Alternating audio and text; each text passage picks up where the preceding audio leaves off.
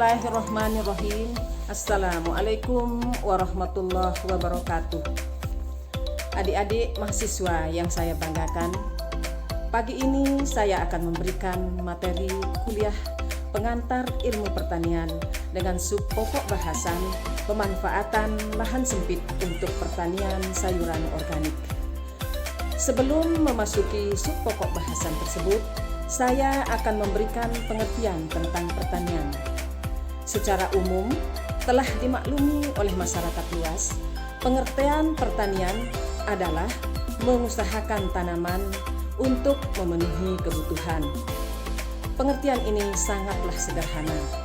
Ada 3 unsur yang terdapat dalam pengertian ini, yaitu pertama, manusia sebagai pengusaha, kedua, tanah sebagai tempat berusaha, dan ketiga, tanaman sebagai objek yang diusahakan. Merujuk pada ketiga unsur di atas, pengertian pertanian dapat diungkapkan sebagai aktivitas seseorang untuk mengolah tanah, kemudian menanaminya, memeliharanya, dan akhirnya memetik hasilnya. Adik-adik mahasiswa, masyarakat luas beranggapan bahwa pertanian itu hanya dilaksanakan oleh petani di lahan sawah. Anggapan ini tentu keliru. Pertanian tidak hanya dilakukan oleh petani saja di lahan sawah, tapi pertanian dapat juga dilakukan oleh siapa saja di luar lahan sawah. Seperti contoh yang ada di sini.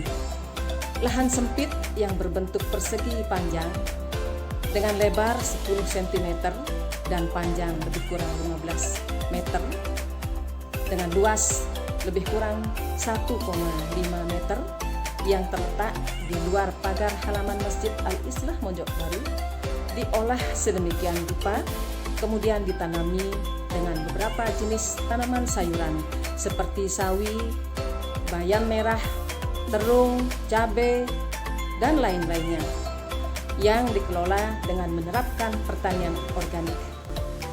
Disebut pertanian organik karena pemberian unsur hara yang diberikan kepada sayur-sayuran bersumber dari pupuk organik yang berasal dari pupuk kandang, pupuk kompos, dan air limbah cucian beras.